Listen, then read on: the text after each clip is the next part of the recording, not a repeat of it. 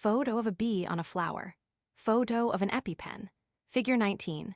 One bee stings and other allergens can cause life-threatening, systemic allergic reactions. Sensitive individuals may need to carry an epinephrine autoinjector, e.g., EpiPen, in case of a sting. A bee sting allergy is an example of an immune response that is harmful to the host rather than protective. Epinephrine counteracts the severe drop in blood pressure that can result from the immune response. Credit right, modification of work by Carol Blestein, chapter outline 19. 1. Hypersensitivities 19. 2. Autoimmune disorders 19. 3. Organ transplantation and rejection 19. 4. Immunodeficiency 19. 5. Cancer immunobiology and immunotherapy. An allergic reaction is an immune response to a type of antigen called an allergen. Allergens can be found in many different items, from peanuts and insect stings to latex and some drugs. Unlike other kinds of antigens, allergens are not necessarily associated with pathogenic microbes, and many allergens provoke no immune response at all in most people. Allergic responses vary in severity. Some are mild and localized, like hay fever or hives, but others can result in systemic, life-threatening reactions. Anaphylaxis, for example, is a rapidly developing allergic reaction that can cause a dangerous drop in blood pressure and severe swelling of the throat that may close off the airway. Allergies are just one example of how the immune system, the system normally responsible for preventing disease, can actually cause or mediate disease symptoms. In this chapter, we will further explore allergies and other disorders of the immune system, including hypersensitivity reactions, autoimmune diseases, transplant rejection, and diseases associated with immunodeficiency. Learning objectives by the end of this section, you will be able to identify and compare the distinguishing characteristics, mechanisms, and major examples of type I, III, and IV hypersensitivities. Clinical Focus Part 1 Carrie, a 40-year-old airline pilot, has made an appointment with her primary care physician to discuss a rash that develops whenever she spends time in the sun. As she explains to her physician, it does not seem like sunburn. She is careful not to spend too much time in the sun, and she uses sunscreen. Despite these precautions, the rash still appears, manifesting as red, raised patches that get slightly scaly. The rash persists for 7 to 10 days each time, and it seems to largely go away on its own. Lately, the rashes have also begun to appear on her cheeks and above her eyes on either side of her forehead. Is Carrie right to be concerned, or should she simply be more careful about sun exposure? Are there conditions that might be brought on by sun exposure that Carrie's physician should be considering? Jump to the next clinical focus box. In adaptive specific host defenses, we discuss the mechanisms by which adaptive immune defenses, both humoral and cellular, protect us from infectious diseases. However, these same protective immune defenses can also be responsible for undesirable reactions called hypersensitivity reactions. Hypersensitivity reactions are classified by their immune mechanism. Type I hypersensitivity reactions involve immunoglobulin E-IgE antibody against soluble antigen, triggering mast cell degranulation. Type II hypersensitivity reactions involve IgG and IgM antibodies directed against cellular antigens, leading to cell damage mediated by other immune system effectors. Type III hypersensitivity reactions involve the interactions of IgG, IgM, and, occasionally, IgA1 antibodies with antigen to form immune complexes. Accumulation of immune complexes in tissue leads to tissue damage mediated by other immune system effectors. Type IV hypersensitivity reactions are T-cell mediated reactions that can involve tissue damage mediated by activated macrophages and cytotoxic T-cells. Type I hypersensitivities, when a presensitized individual is exposed to an allergen, it can lead to a rapid immune response that occurs almost immediately. Such a response is called an allergy and is classified as a type I hypersensitivity. Allergens may be seemingly harmless substances such as animal dander, molds, or pollen. Allergens may also be substances considered innately more hazardous, such as insect venom or therapeutic drugs. Food intolerances can also yield allergic reactions, as individuals become sensitized to foods such as peanuts or shellfish. Figure 19.2.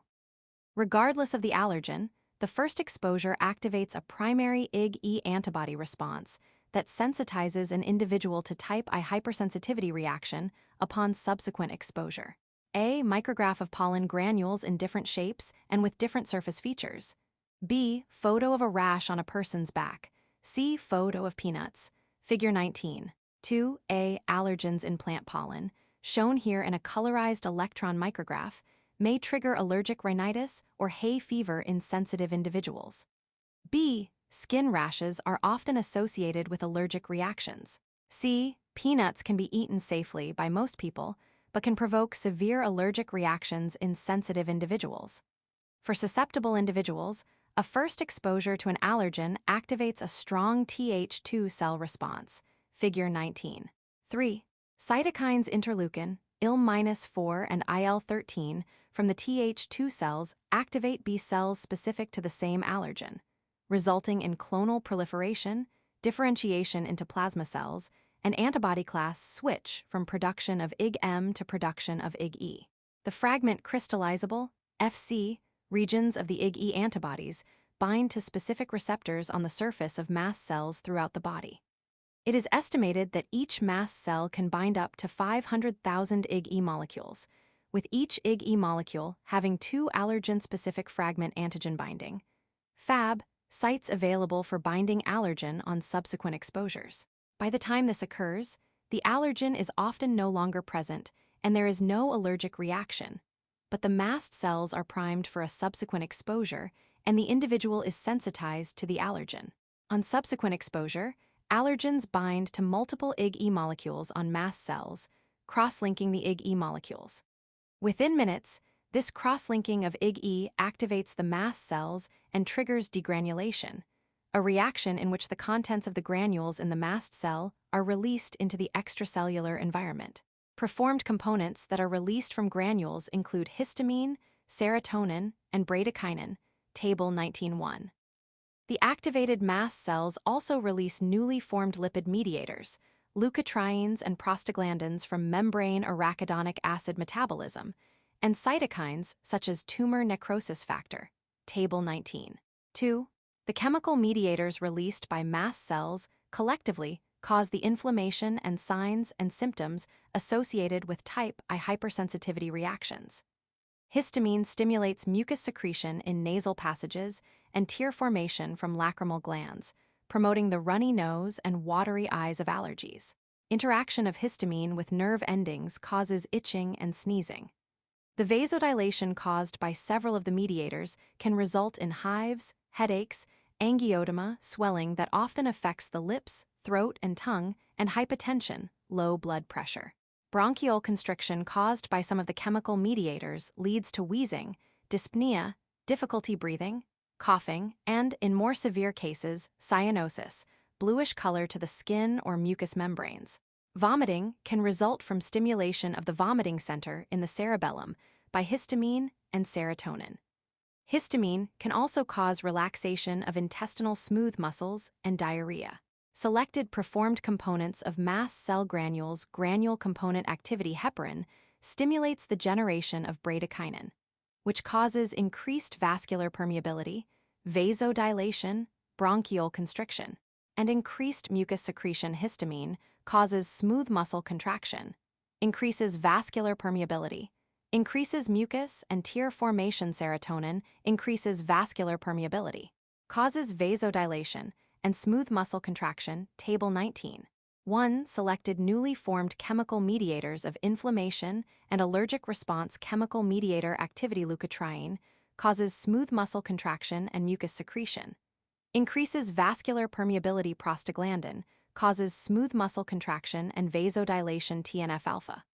Cytokine causes inflammation and stimulates cytokine production by other cell types. Table 19. 2. Drawing of Th2 cell response. 1.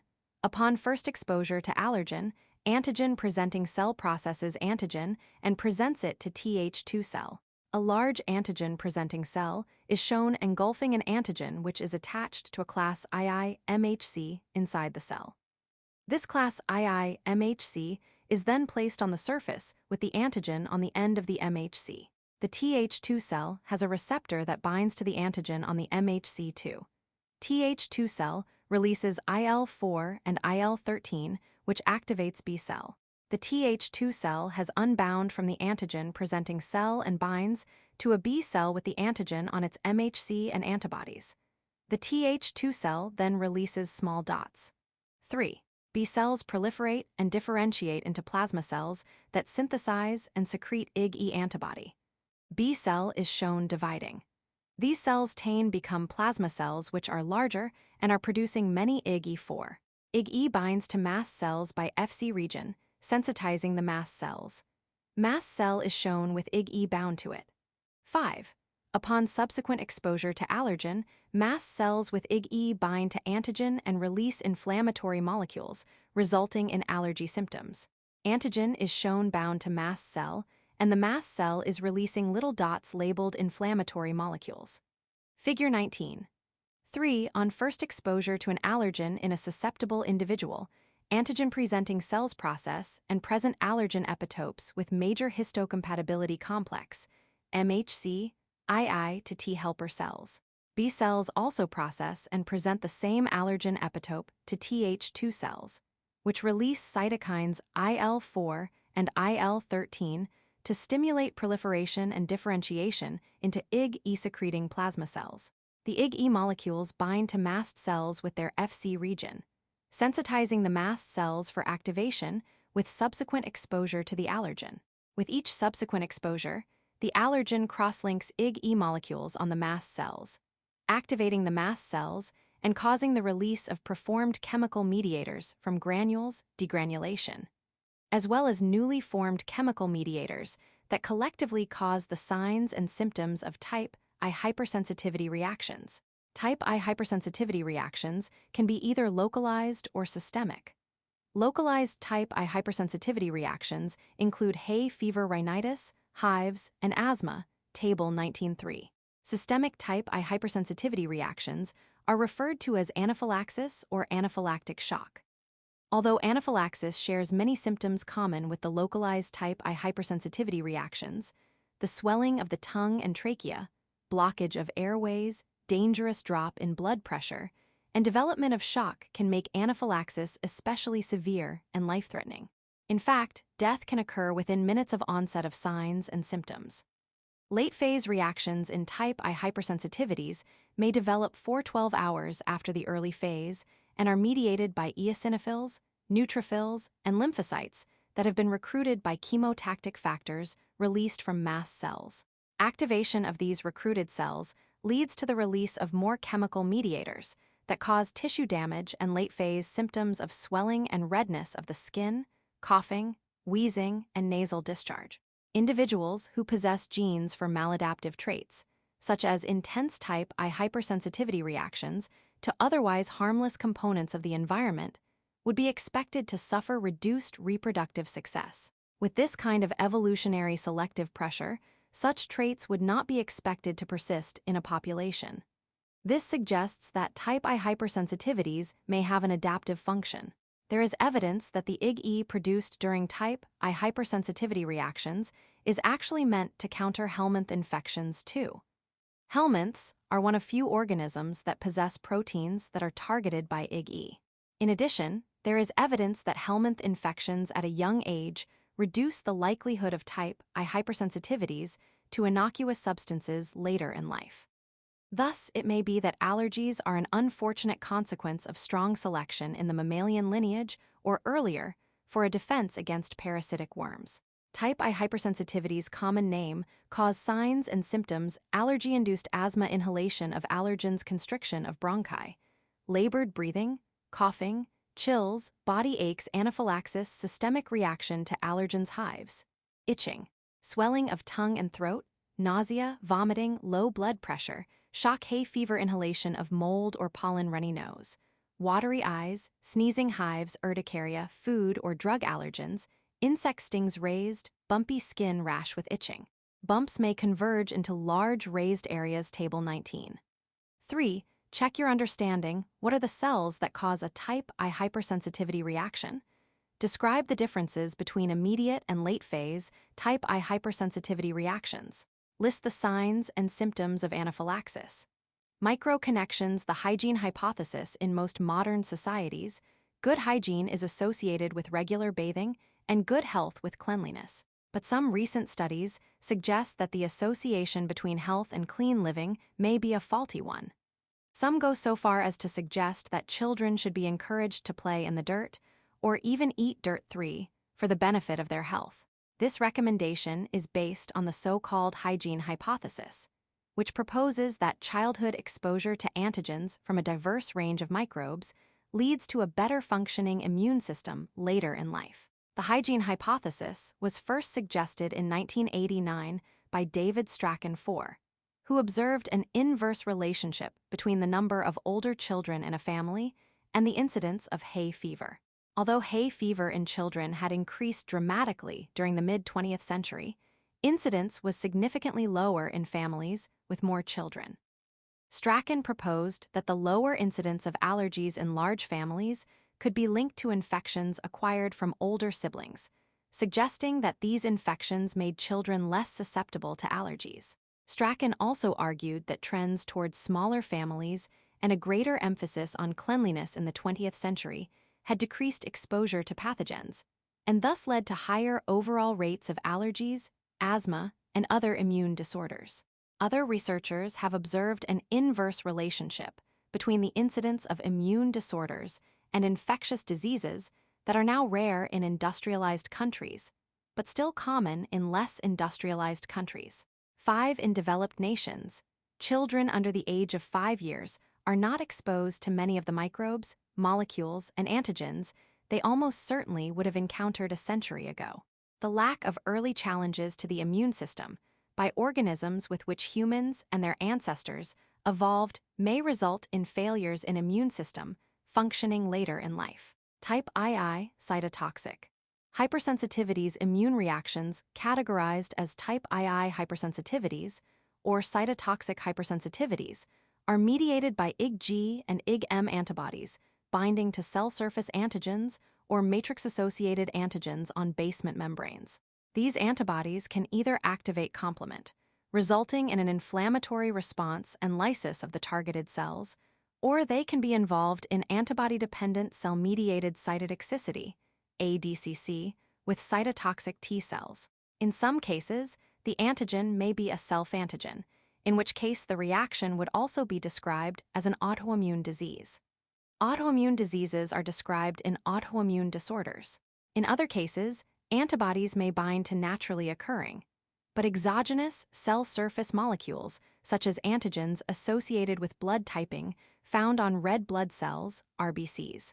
This leads to the coating of the RBCs by antibodies, activation of the complement cascade, and complement-mediated lysis of RBCs, as well as opsonization of RBCs for phagocytosis. 2 examples of type II hypersensitivity reactions involving RBCs are hemolytic transfusion reaction, HTR, and hemolytic disease of the newborn, HDN. These type II hypersensitivity reactions, which will be discussed in greater detail, are summarized in Table 19. 4 immunohematology is the study of blood and blood-forming tissue in relation to the immune response. Antibody-initiated responses against blood cells are type II hypersensitivities, thus falling into the field of immunohematology. For students first learning about immunohematology, understanding the immunological mechanisms involved is made even more challenging by the complex nomenclature system used to identify different blood group antigens, often called blood types. The first blood group antigens either used alphabetical names or were named for the first person known to produce antibodies to the red blood cell antigen, e.g., Kell, Duffy, or Diego. However, in 1980, the International Society of Blood Transfusion, ISBT, Working Party on Terminology, created a standard for blood group terminology in an attempt to more consistently identify newly discovered blood group antigens. New antigens are now given a number and assigned to a blood group system, collection, or series. However, even with this effort, blood group nomenclature is still inconsistent. Common type II hypersensitivities, common name, cause signs and symptoms hemolytic disease of the newborn HDN. IgG from female crosses the placenta, targeting the fetus, RBCs for destruction anemia. Edema, enlarged liver or spleen, hydrops, fluid in body cavity, leading to death of newborn in severe cases hemolytic transfusion reactions. HTR, IgG and IgM bind to antigens on transfused RBCs, targeting donor RBCs for destruction fever, jaundice, hypotension, disseminated intravascular coagulation, possibly leading to kidney failure and death. Table 19. 4. ABO blood group incompatibility. The recognition that individuals have different blood types was first described by Karl Landsteiner, 1868–1943, in the early 1900s, based on his observation that serum from one person could cause a clumping of RBCs from another. These studies led Landsteiner to the identification of 4 distinct blood types. Subsequent research by other scientists determined that the 4 blood types were based on the presence or absence of surface carbohydrates, A and B. And this provided the foundation for the ABO blood group system that is still in use today. Figure 19. 4. The functions of these antigens are unknown, but some have been associated with normal biochemical functions of the cell. Furthermore, ABO blood types are inherited as alleles, one from each parent, and they display patterns of dominant and codominant inheritance. The alleles for A and B blood types are codominant to each other, and both are dominant over blood type O. Therefore, individuals with genotypes of AA or AO have type A blood and express the carbohydrate antigen on the surface of their RBCs. People with genotypes of BB or BO have type B blood and express the B carbohydrate antigen on the surface of their RBCs. Those with a genotype of AB have type AB blood and express both A and B carbohydrate antigens on the surface of their RBCs. Finally, individuals with a genotype of OO have type O blood and lack A and B carbohydrate on the surface of their RBCs. It is important to note that the RBCs of all 4 ABO blood types share a common protein receptor molecule, and it is the addition of specific carbohydrates to the protein receptors that determines A, B, and AB blood types. The genes that are inherited for the A, B, and AB blood types encode enzymes that add the carbohydrate component to the protein receptor. Individuals with O blood type still have the protein receptor, but lack the enzymes that would add carbohydrates that would make their red blood cell type, A, B, or AB. IgM antibodies in plasma that cross-react with blood group antigens not present on an individual's own RBCs are called isohemagglutinins. Figure 19.4. Isohemagglutinin are produced within the first few weeks after birth and persist throughout life. These antibodies are produced in response to exposure to environmental antigens from food and microorganisms. A person with type A blood has antigens on the surface of their RBCs and will produce anti-B antibodies to environmental antigens that resemble the carbohydrate component of B antigens. A person with type B blood has B antigens on the surface of their RBCs and will produce anti-A antibodies to environmental antigens that are similar to the carbohydrate component of antigens. People with blood type O lack both A and B antigens on their RBCs and therefore produce both anti-A and anti-B antibodies. Conversely, people with AB blood type have both A and B antigens on their RBCs and therefore lack anti-A and anti-B antibodies. Table of blood types. Type A blood has red blood cells with antigens as surface markers. It produces anti-B isohemagglutinins. Type B blood has red blood cells with B antigens as surface markers. It produces anti-A isohemagglutinins. Type AB blood has red blood cells with both A and B antigens as surface markers. It produces neither isohemagglutinins. Type O blood has red blood cells with neither A nor B antigens as surface markers. It produces both anti-A and anti-B isohemagglutinins. Figure 19. For a patient may require a blood transfusion because they lack sufficient RBCs, anemia, or because they have experienced significant loss of blood volume through trauma or disease. Although the blood transfusion is given to help the patient, it is essential that the patient receive a transfusion with matching ABO blood type. A transfusion with an incompatible ABO blood type may lead to a strong, potentially lethal type II hypersensitivity cytotoxic response called hemolytic transfusion reaction, HTR. Figure 19. 5. For instance, if a person with type B blood receives a transfusion of type A blood, their anti-A antibodies will bind to and agglutinate the transfused RBCs. In addition, activation of the classical complement cascade will lead to a strong inflammatory response, and the complement membrane attack complex, MAC, will mediate massive hemolysis of the transfused RBCs. The debris from damaged and destroyed RBCs can occlude blood vessels in the alveoli of the lungs and the glomeruli of the kidneys. Within 1 to 24 hours of an incompatible transfusion, the patient experiences fever, chills, pruritus itching, urticaria, hives, dyspnea, hemoglobinuria, hemoglobin in the urine, and hypotension, low blood pressure. In the most serious reactions, dangerously low blood pressure can lead to shock, multi-organ failure, and death of the patient. Hospitals, medical centers, and associated clinical laboratories typically use hemovigilance systems to minimize the risk of HTRs due to clerical error. Hemovigilance systems are procedures that track transfusion information from the donor source and blood products obtained to the follow-up of recipient patients. Hemovigilance systems used in many countries identify HTRs and their outcomes through mandatory reporting, e.g., to the Food and Drug Administration in the United States, and this information is valuable to help prevent such occurrences in the future. For example, if an HTR is found to be the result of laboratory or clerical error, additional blood products collected from the donor at that time can be located and labeled correctly to avoid additional HTRs.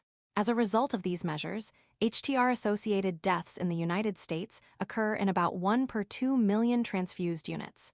6. Diagram of a type A donor giving blood to a type B recipient. 1. Donated type-A-block with type A antigens enters bloodstream of type B recipient. Red blood cells with type A antigens and red blood cells with type B antigens are shown. Anti-A antibody is also present. 2. Anti-A antibodies in plasma of type B recipient bind to donated type A red blood cells. 3. Bound anti-A antibodies activate complement cascade, releasing hemoglobulin and destroying red blood cells. Small dots are shown destroying type A cells. Figure 19. 5. A type II hypersensitivity hemolytic transfusion reaction, HTR, leading to hemolytic anemia. Blood from a type A donor is administered to a patient with type B blood. The anti-A isohemagglutinin IgM antibodies in the recipient bind to and agglutinate the incoming donor type A red blood cells. The bound anti-A antibodies activate the classical complement cascade, resulting in destruction of the donor red blood cells. Rh factors many different types of erythrocyte antigens have been discovered since the description of the ABO red cell antigens. The second most frequently described RBC antigens are Rh factors, named after the rhesus macaque, Macaca mulata, factors identified by Karl Landsteiner and Alexander Weiner in 1940. The Rh system of RBC antigens is the most complex and immunogenic blood group system, with more than 50 specificities identified to date. Of all the Rh antigens, the one designated Rho, Weiner, or D, Fischer race, is the most immunogenic. Cells are classified as Rh positive, Rh plus, if the Rho D antigen is present, or as Rh negative, Rh minus, if the Rho D antigen is absent. In contrast to the carbohydrate molecules that distinguish the ABO blood groups and are the targets of IgM isohemagglutinins in HTRs, the Rh factor antigens are proteins. As discussed in B lymphocytes and humoral immunity, protein antigens activate B cells and antibody production through a T cell dependent mechanism, and the Th2 cells stimulate class switching from IgM to other antibody classes. In the case of Rh factor antigens, Th2 cells stimulate class switching to IgG, and this has important implications for the mechanism of HDN. Like ABO incompatibilities, blood transfusions from a donor with the wrong Rh factor antigens can cause a type II hypersensitivity HTR. However, in contrast to the IgM isohemagglutinins produced early in life, through exposure to environmental antigens. Production of anti-Rh factor antibodies requires the exposure of an individual with Rh- blood to Rh plus positive RBCs and activation of a primary antibody response. Although this primary antibody response can cause an HTR in the transfusion patient, the hemolytic reaction would be delayed up to 2 weeks during the extended lag period of a primary antibody response, B lymphocytes and humoral immunity. However, if the patient receives a subsequent transfusion with Rh plus RBCs, a more rapid HTR would occur with anti-Rh factor antibody already present in the blood. Furthermore, the rapid secondary antibody response would provide even more anti-Rh factor antibodies for the HTR. Rh factor incompatibility between a pregnant person and fetus can also cause a type II hypersensitivity hemolytic reaction, referred to as hemolytic disease of the newborn HDN, Figure 19. 6. If an Rh- female carries an Rh, baby to term, pregnant person's immune system can be exposed to Rh, fetal red blood cells. This exposure will usually occur during the last trimester of pregnancy and during the delivery process. If this exposure occurs, the Rh fetal RBCs will activate a primary adaptive immune response in the pregnant person, and anti-Rh factor IgG antibodies will be produced. IgG antibodies are the only class of antibody that can cross the placenta to impact the fetus. However, in most cases, the first Rh baby is unaffected by these antibodies, because the first exposure typically occurs late enough in the pregnancy that the pregnant person does not have time to mount a sufficient primary antibody response before the baby is born. If a subsequent pregnancy with an Rh fetus occurs, however, the female's second exposure to the Rh factor antigens causes a strong secondary antibody response that produces larger quantities of anti-Rh factor IgG.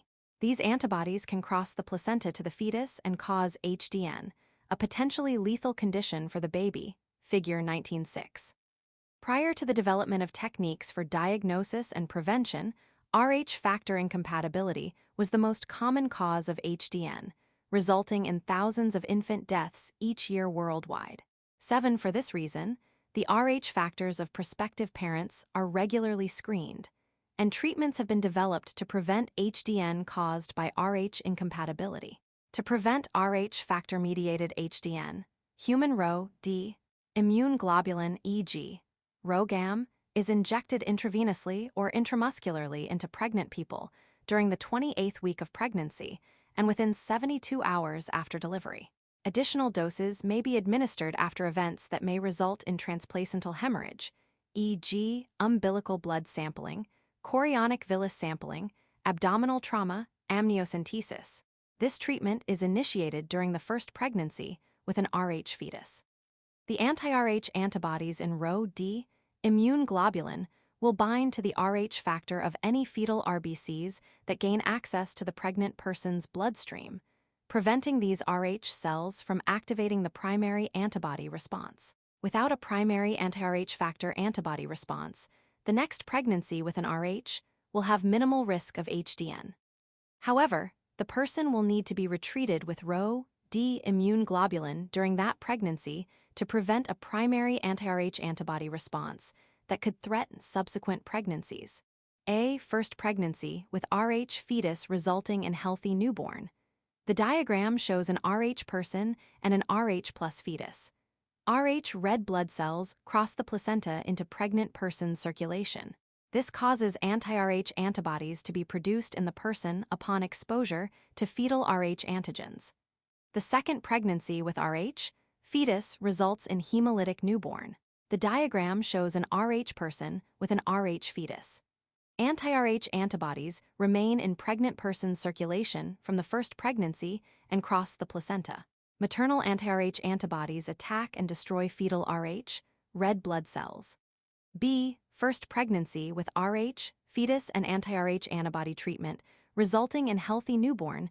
The diagram shows an Rh person and an Rh plus fetus. Rh red blood cells from the fetus cross placenta into pregnant person's circulation. Anti-Rh antibodies, RhoGAM, bind and inactivate fetal Rh antigens before they stimulate immune response in the pregnant person. Figure 19. 6. A. When an Rh- person has an Rh fetus, fetal erythrocytes are introduced into the pregnant person's circulatory system before or during birth, leading to production of anti-Rh IgG antibodies. These antibodies remain in the female after birth, and during a pregnancy with a second Rh baby, they can cross the placenta and attach to fetal Rh erythrocytes. Complement-mediated hemolysis of fetal erythrocytes results in a lack of sufficient cells for proper oxygenation of the fetus. B. HDN can be prevented by administering Rho-D immune globulin during and after each pregnancy with an Rh fetus. The immune globulin binds fetal Rh, RBCs that gain access to the pregnant person's bloodstream, preventing activation of a primary immune response. Link to learning. Use this interactive blood typing game to reinforce your knowledge of blood typing. Check your understanding. What happens to cells that possess incompatible antigens in a type II hypersensitivity reaction? Describe hemolytic disease of the newborn and explain how it can be prevented. Clinical focus. Part 2. Carrie's primary care physician is not sure why Carrie seems to develop rashes after spending time in the sun, so she orders a urinalysis and basic blood tests. The results reveal that Carrie has proteinuria, abnormal protein levels in the urine, hemoglobinuria, excess hemoglobin in the urine, and a low hematocrit RBC count. These tests suggest that Carrie is suffering from a mild bout of hemolytic anemia.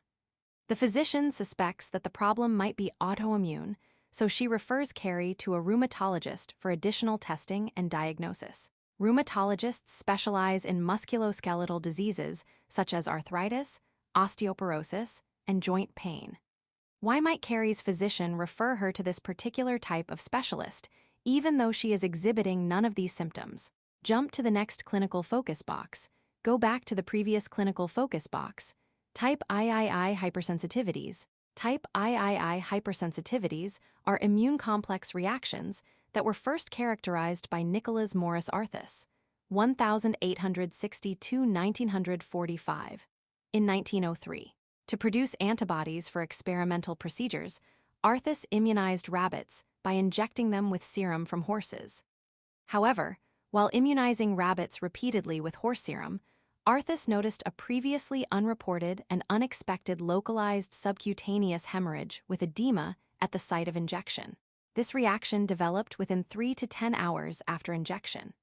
This localized reaction to non-self serum proteins was called an Arthus reaction.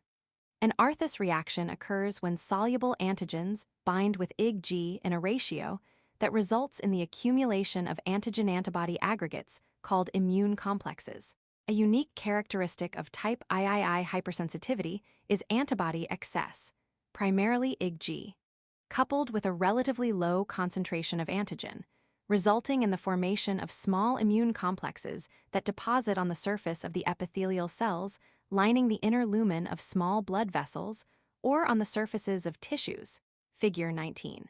7. This immune complex accumulation leads to a cascade of inflammatory events that include the following: IgG binding to antibody receptors on localized mast cells, resulting in mast cell degranulation, complement activation with production of pro-inflammatory C3a and C5a, C chemical defenses, increased blood vessel permeability with chemotactic recruitment of neutrophils and macrophages. Because these immune complexes are not an optimal size and are deposited on cell surfaces, they cannot be phagocytosed in the usual way by neutrophils and macrophages, which, in turn, are often described as frustrated. Although phagocytosis does not occur, neutrophil degranulation results in the release of lysosomal enzymes that cause extracellular destruction of the immune complex, damaging localized cells in the process. Activation of coagulation pathways also occurs, resulting in thrombi, blood clots, that occlude blood vessels and cause ischemia that can lead to vascular necrosis and localized hemorrhage. Systemic type III hypersensitivity, serum sickness, occurs when immune complexes deposit in various body sites, resulting in a more generalized systemic inflammatory response. These immune complexes involve non-self proteins, such as antibodies produced in animals for artificial passive immunity, C. Vaccines, certain drugs, or microbial antigens that are continuously released over time during chronic infections. E. G. Subacute bacterial endocarditis, chronic viral hepatitis. The mechanisms of serum sickness are similar to those described in localized type III hypersensitivity, but involve widespread activation of mast cells, complement, neutrophils, and macrophages, which causes tissue destruction in areas such as the kidneys, joints, and blood vessels. As a result of tissue destruction, symptoms of serum sickness include chills, fever, rash, vasculitis, and arthritis. Development of glomerulonephritis or hepatitis is also possible. Autoimmune diseases such as systemic lupus erythematosus, SLE, and rheumatoid arthritis can also involve damaging type III hypersensitivity reactions when autoantibodies form immune complexes with self-antigens. These conditions are discussed in autoimmune disorders. IgG binds to antigens and forms an immune complex made of multiple IgG and antigens. Immune complex deposition in tissues, activation of complement, and inflammation. Image shows immune complex binding to tissues, binding to C1, C3b, and C5a binding to tissues, and IgG binding to neutrophils. Tissue damage is shown. B. Person on a dialysis machine. Figure 19. 7 type III hypersensitivities and the systems they affect. A. Immune complexes form and deposit in tissue. Complement activation, stimulation of an inflammatory response, and recruitment and activation of neutrophils result in damage to blood vessels, heart tissue, joints, skin, and/or kidneys. B. If the kidneys are damaged by a type III hypersensitivity reaction, dialysis may be required. Credit B. Tech, SGT, Benny J. Davis III/US Air Force. Public domain. Check your understanding. Why is antibody excess important in type III hypersensitivity? Describe the differences between the Arthus reaction and serum sickness. Microconnections. Diphtheria antitoxin, antibacterial sera are much less commonly used now than in the past, having been replaced by toxoid vaccines. However, a diphtheria antitoxin produced in horses is one example of such a treatment that is still used in some parts of the world. Although it is not licensed by the FDA for use in the United States, diphtheria antitoxin can be used to treat cases of diphtheria, which are caused by the bacterium Corynebacterium diphtheriae. 8. The treatment is not without risks, however. Serum sickness can occur when the patient develops an immune response to non-self horse proteins. Immune complexes are formed between the horse proteins and circulating antibodies when the two exist in certain proportions. These immune complexes can deposit in organs, causing damage such as arthritis, nephritis, rash, and fever. Serum sickness is usually transient with no permanent damage unless the patient is chronically exposed to the antigen, which can then result in irreversible damage to body sites such as joints and kidneys. Over time, phagocytic cells such as macrophages are able to clear the horse serum antigens, which results in improvement of the patient's condition and a decrease in symptoms as the immune response dissipates. Clinical focus. Part 3. Carrie does not make it to the rheumatologist. She has a seizure as she is leaving her primary care physician's office. She is quickly rushed to the emergency department, where her primary care physician relates her medical history and recent test results. The emergency department physician calls in the rheumatologist on staff at the hospital for consultation. Based on the symptoms and test results, the rheumatologist suspects that Carrie has lupus and orders a pair of blood tests, an anti-nuclear antibody test, ANA, to look for antibodies that bind to DNA, and another test that looks for antibodies that bind to a self-antigen called the Smith antigen, SM. Based on the blood tests ordered, what type of reaction does the rheumatologist suspect is causing Carrie's seizure? Jump to the next clinical focus box. Go back to the previous clinical focus box. Type IV hypersensitivities. Type IV hypersensitivities are not mediated by antibodies like the other 3 types of hypersensitivities. Rather, type IV hypersensitivities are regulated by T cells and involve the action of effector cells. These types of hypersensitivities can be organized into 3 subcategories based on T cell subtype, type of antigen, and the resulting effector mechanism. Table 19.5. In the first type IV subcategory, CD4TH1-mediated reactions are described as delayed type hypersensitivities, DTH. The sensitization step involves the introduction of antigen into the skin and phagocytosis by local antigen-presenting cells, APCs. The APCs activate helper T cells, stimulating clonal proliferation and differentiation into memory Th1 cells. Upon subsequent exposure to the antigen, these sensitized memory Th1 cells release cytokines that activate macrophages, and activated macrophages are responsible for much of the tissue damage. Examples of this Th1-mediated hypersensitivity are observed in tuberculin, the Mantoux skin test, and contact dermatitis, such as occurs in latex allergy reactions. In the second type IV subcategory, CD4TH2-mediated reactions result in chronic asthma or chronic allergic rhinitis. In these cases, the soluble antigen is first inhaled, resulting in eosinophil recruitment and activation with the release of cytokines and inflammatory mediators. In the third type IV subcategory, CD8 cytotoxic T lymphocyte, CTL-mediated reactions are associated with tissue transplant rejection and contact dermatitis, Figure 19. 8. For this form of cell-mediated hypersensitivity, APCs process and present the antigen with MHC-I to naive CD8 T cells. When these naive CD8 T cells are activated, they proliferate and differentiate into CTLs. Activated Th1 cells can also enhance the activation of the CTLs. The activated CTLs then target and induce granzyme-mediated apoptosis in cells presenting the same antigen with MHC-I. These target cells could be self cells that have absorbed the foreign antigen, such as with contact dermatitis due to poison ivy, or they could be transplanted tissue cells displaying foreign antigen from the donor. A. Sensitization. Antigens from poison ivy enter dendritic cells in skin. The dendritic cell activates a T cell which becomes a memory helper T cell. B. Immune response. Macrophages, memory helper T cells, and cytotoxic T cells produce a large lesion on the skin due to cytokine activation. Figure 19. 8 exposure to hapten antigens in poison ivy can cause contact dermatitis, a type IV hypersensitivity. A. The first exposure to poison ivy does not result in a reaction. However, sensitization stimulates helper T cells, leading to production of memory helper T cells that can become reactivated on future exposures. B. Upon secondary exposure, the memory helper T cells become reactivated, producing inflammatory cytokines that stimulate macrophages and cytotoxic T cells to induce an inflammatory lesion at the exposed site. This lesion, which will persist until the allergen is removed, can inflict significant tissue damage if it continues long enough. Type IV hypersensitivities.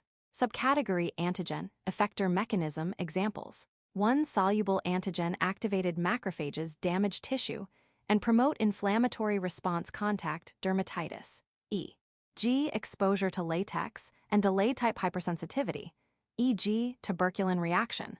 2. Soluble antigen eosinophil recruitment and activation release cytokines and pro-inflammatory chemicals, chronic asthma and chronic allergic rhinitis. 3. Cell-associated antigen, CTL-mediated cytotoxicity contact dermatitis, e.g. contact with poison ivy and tissue transplant rejection. Table 19. 5. Check your understanding. Describe the 3 subtypes of type IV hypersensitivity. Explain how T cells contribute to tissue damage in type IV hypersensitivity. Micro-connections. Using delayed hypersensitivity to test for TB. Austrian pediatrician Clemens von Perke, 1874–1929, first described allergy mechanisms, including type III serum sickness. 9. His interest led to the development of a test for tuberculosis, TB, using the tuberculin antigen, based on earlier work identifying the TB pathogen performed by Robert Koch. Perke's method involved scarification, which results in simultaneous multiple punctures, using a device with an array of needles to break the skin numerous times in a small area. The device Perke used was similar to the Tyne test device, with 4 needles seen in Figure 19. 9. The tips of all the needles in the array are coated with tuberculin, a protein extract of TB bacteria, effectively introducing the tuberculin into the skin. 1 to 3 days later, the area can be examined for a delayed hypersensitivity reaction, signs of which include swelling and redness. As you can imagine, scarification was not a pleasant experience. 10, and the numerous skin punctures put the patient at risk of developing bacterial infection of the skin. Mantoux modified Perke's test to use a single subcutaneous injection of purified tuberculin material. A positive test, which is indicated by a delayed localized swelling at the injection site, does not necessarily mean that the patient is currently infected with active TB. Because type IV delayed type hypersensitivity is mediated by reactivation of memory T cells, such cells may have been created recently due to an active current infection or years prior. If a patient had TB and had spontaneously cleared it, or if it had gone into latency. However, the test can be used to confirm infection in cases in which symptoms in the patient or findings on a radiograph suggest its presence. Photo of an object shaped like a bike handle with sharp projections on one end. Figure 19. 9. The modern version of Perke scarification is the Tyne test, which uses devices like this to administer tuberculin antigen into the skin, usually on the inside of the forearm. The Tyne test is considered less reliable than the Mantoux test. Credit: modification of work by the Centers for Disease Control and Prevention. Hypersensitivity pneumonitis. Some disease caused by hypersensitivities are not caused exclusively by one type. For example, hypersensitivity pneumonitis, HP, which is often an occupational or environmental disease, occurs when the lungs become inflamed due to an allergic reaction to inhaled dust, endospores, bird feathers, bird droppings, molds, or chemicals. HP goes by many different names associated with various forms of exposure. Figure 1910. HP associated with bird droppings is sometimes called pigeon fancier's lung or poultry worker's lung, both common in bird breeders and handlers. Cheese handler's disease, farmer's lung, sauna taker's disease, and hot tub lung are other names for HP associated with exposure to molds in various environments. Pathology associated with HP can be due to both type III, mediated by immune complexes, and type IV, mediated by Th1 cells and macrophages, hypersensitivities. Repeated exposure to allergens can cause alveolitis due to the formation of immune complexes in the alveolar wall of the lung accompanied by fluid accumulation, and the formation of granulomas and other lesions in the lung as a result of Th1-mediated macrophage activation.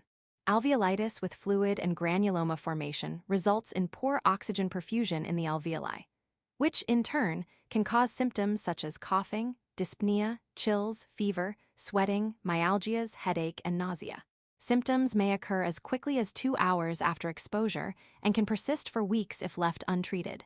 A. Photo of chickens in a coop. B. Photo of a worker in a warehouse. Figure 19.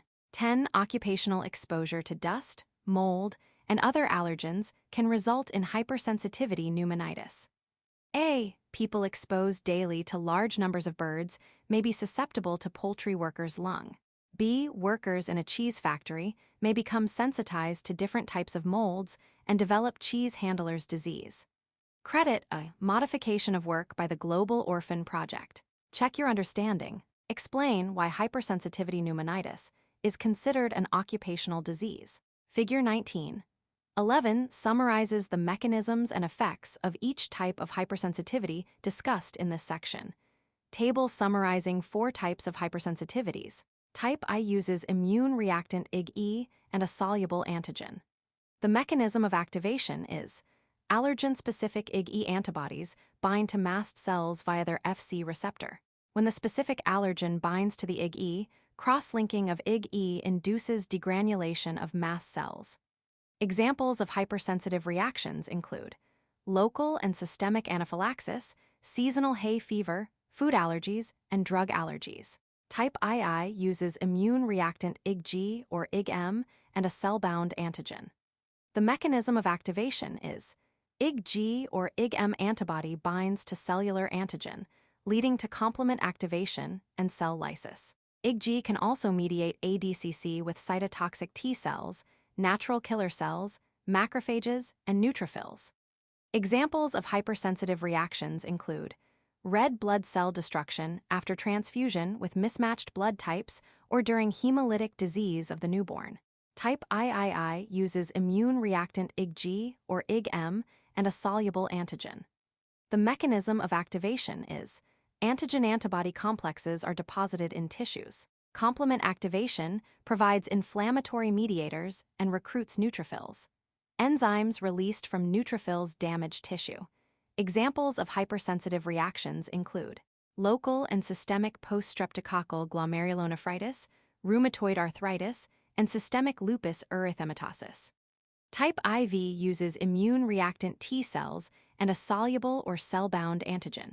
The mechanism of activation is Th1 cells secrete cytokines, which activate macrophages and cytotoxic T cells. Examples of hypersensitive reactions include contact dermatitis, type I diabetes mellitus, and multiple sclerosis. Figure 19.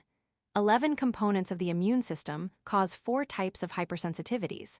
Notice that types III are B-cell antibody-mediated hypersensitivities, whereas type IV hypersensitivity is exclusively a T-cell phenomenon. Diagnosis of hypersensitivities. Diagnosis of type I hypersensitivities is a complex process requiring several diagnostic tests in addition to a well-documented patient history. Serum IgE levels can be measured, but elevated IgE alone does not confirm allergic disease.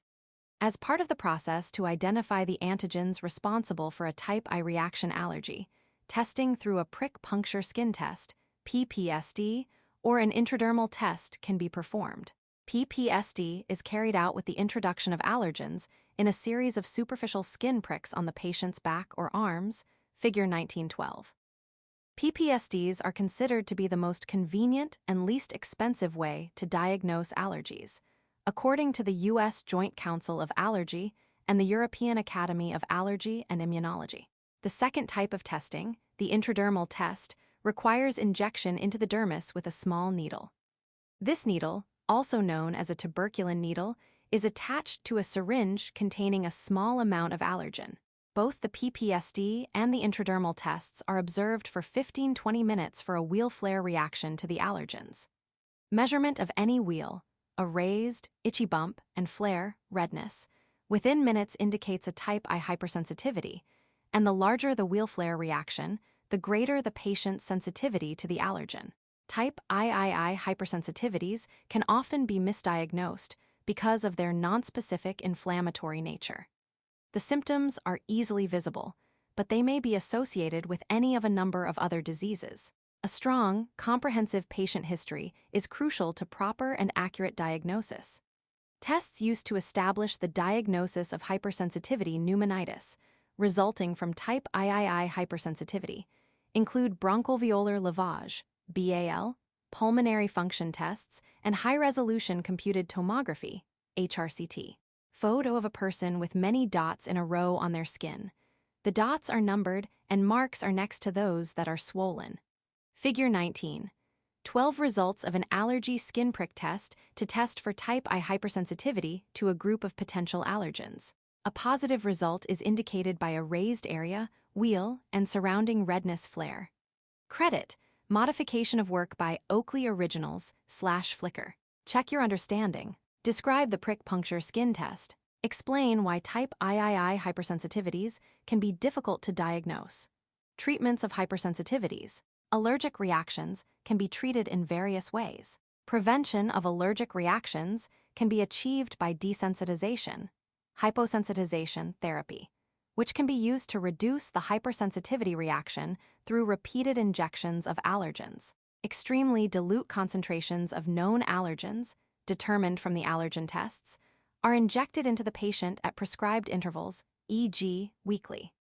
The quantity of allergen delivered by the shots is slowly increased over a build-up period until an effective dose is determined, and that dose is maintained for the duration of treatment, which can last years. Patients are usually encouraged to remain in the doctor's office for 30 minutes after receiving the injection in case the allergens administered cause a severe systemic reaction. Doctors' offices that administer desensitization therapy must be prepared to provide resuscitation and drug treatment in the case of such an event. Desensitization therapy is used for insect sting allergies and environmental allergies. The allergy shots elicit the production of different interleukins and IgG antibody responses instead of IgE. When excess allergen-specific IgG antibodies are produced and bind to the allergen, they can act as blocking antibodies to neutralize the allergen before it can bind IgE on mast cells. There are early studies using oral therapy for desensitization of food allergies that are promising. 11-12. These studies involve feeding children who have allergies tiny amounts of the allergen, e.g., peanut flour or related proteins over time. Many of the subjects show reduced severity of reaction to the food allergen after the therapy. There are also therapies designed to treat severe allergic reactions. Emergency systemic anaphylaxis is treated initially with an epinephrine injection, which can counteract the drop in blood pressure. Individuals with known severe allergies often carry a self-administering autoinjector that can be used in case of exposure to the allergen e.g., an insect sting or accidental ingestion of a food that causes a severe reaction. By self-administering an epinephrine shot, or sometimes two, the patient can stem the reaction long enough to seek medical attention. Follow-up treatment generally involves giving the patient antihistamines and slow-acting corticosteroids for several days after the reaction to prevent potential late-phase reactions. However, the effects of antihistamine and corticosteroid treatment are not well studied and are used based on theoretical considerations. Treatment of milder allergic reactions typically involves antihistamines and other anti-inflammatory drugs.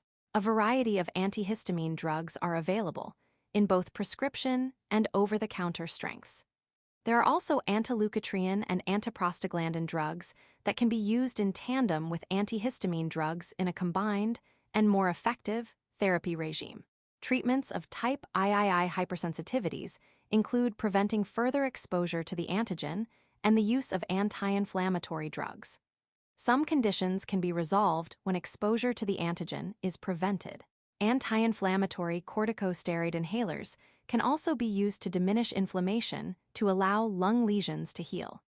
Systemic corticosteroid treatment, oral or intravenous, is also common for type III hypersensitivities affecting body systems.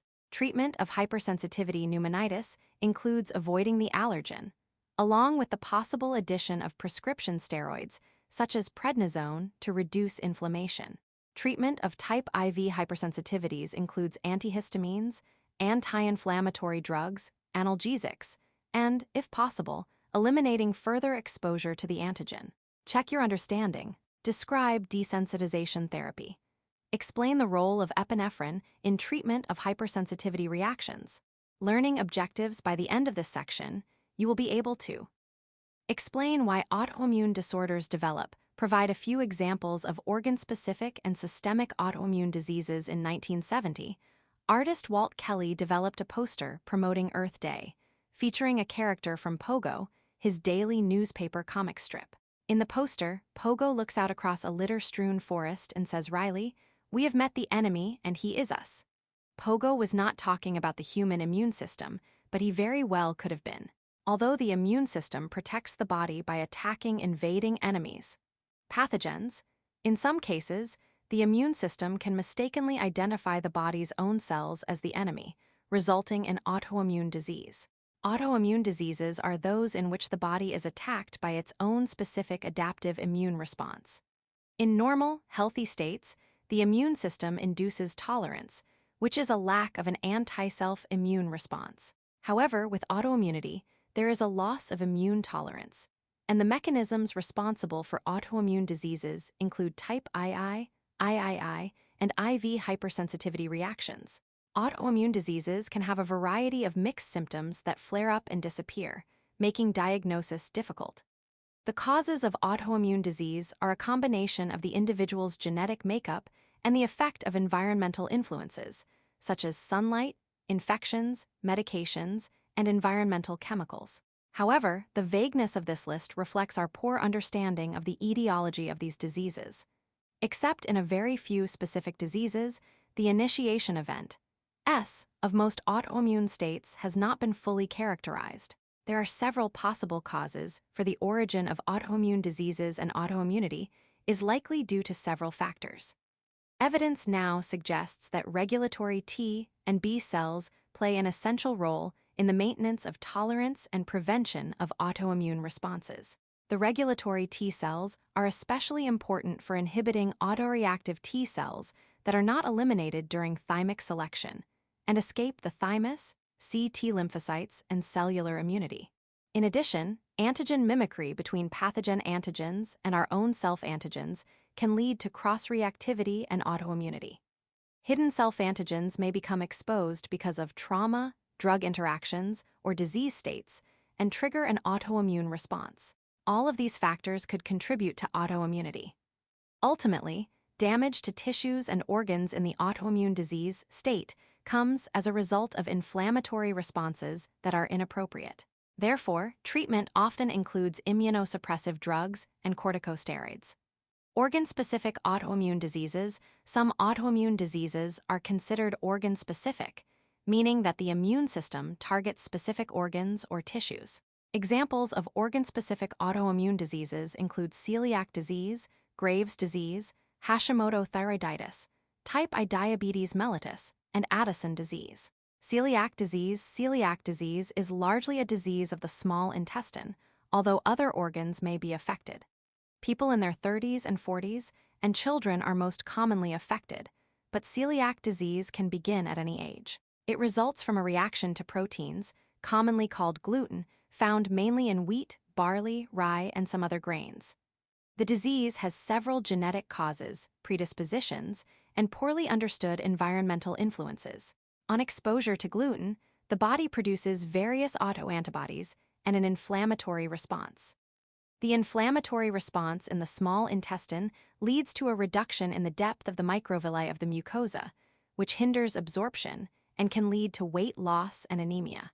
The disease is also characterized by diarrhea and abdominal pain, symptoms that are often misdiagnosed as irritable bowel syndrome. Diagnosis of celiac disease is accomplished from serological tests for the presence of primarily IgA antibodies to components of gluten, the transglutaminase enzyme, and autoantibodies to endomysium, a connective tissue surrounding muscle fibers. Serological tests are typically followed up with endoscopy and biopsy of the duodenal mucosa. Serological screening surveys have found about 1% of individuals in the United Kingdom are positive even though they do not all display symptoms. 13. This early recognition allows for more careful monitoring and prevention of severe disease. Celiac disease is treated with complete removal of gluten-containing foods from the diet, which results in improved symptoms and reduced risk of complications. Other theoretical approaches include breeding grains that do not contain the immunologically reactive components or developing dietary supplements that contain enzymes that break down the protein components that cause the immune response. 14. Disorders of the thyroid. Graves' disease is the most common cause of hyperthyroidism in the United States. Symptoms of Graves' disease result from the production of thyroid-stimulating immunoglobulin, TSI, also called TSH receptor antibody. TSI targets and binds to the receptor for thyroid-stimulating hormone, TSH, which is naturally produced by the pituitary gland. TSI may cause conflicting symptoms because it may stimulate the thyroid to make too much thyroid hormone or block thyroid hormone production entirely, making diagnosis more difficult. Signs and symptoms of Graves' disease include heat intolerance, rapid and irregular heartbeat, weight loss, goiter, a swollen thyroid gland, protruding under the skin of the throat. Figure 19. 13. And exophthalmia, bulging eyes, often referred to as Graves' ophthalmopathy. Figure 19. 14. The most common cause of hypothyroidism in the United States is Hashimoto thyroiditis, also called chronic lymphocytic thyroiditis. Patients with Hashimoto thyroiditis often develop a spectrum of different diseases because they are more likely to develop additional autoimmune diseases, such as Addison disease, discussed later in this section. Type 1 diabetes, rheumatoid arthritis, and celiac disease. Hashimoto thyroiditis is a Th1 cell-mediated disease that occurs when the thyroid gland is attacked by cytotoxic lymphocytes, macrophages, and autoantibodies.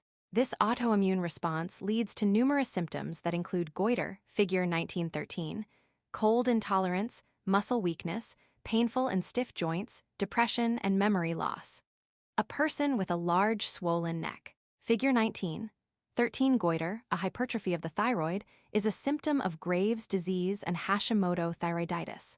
Photo of a person with large bulging eyes, figure 19. 14 exophthalmia, or Graves' ophthalmopathy, is a sign of Graves' disease. Credit: modification of work by Jonathan Trobe, University of Michigan Kellogg Eye Center. Type 1 diabetes, juvenile diabetes, or type 1 diabetes mellitus, is usually diagnosed in children and young adults. It is a T-cell-dependent autoimmune disease characterized by the selective destruction of the beta cells of the islets of Langerhans, in the pancreas by CD4-Th1-mediated CD8 T cells, anti-beta cell antibodies, and macrophage activity. There is also evidence that viral infections can have either a potentiating or inhibitory role in the development of type 1 diabetes. T1D mellitus. The destruction of the beta cells causes a lack of insulin production by the pancreas. In T1D, beta cell destruction may take place over several years, but symptoms of hyperglycemia, extreme increase in thirst and urination, weight loss, and extreme fatigue usually have a sudden onset, and diagnosis usually does not occur until most beta cells have already been destroyed. Autoimmune Addison disease destruction of the adrenal glands, the glands lying above the kidneys that produce glucocorticoids, mineralocorticoids, and sex steroids, is the cause of Addison disease, also called primary adrenal insufficiency, PAI.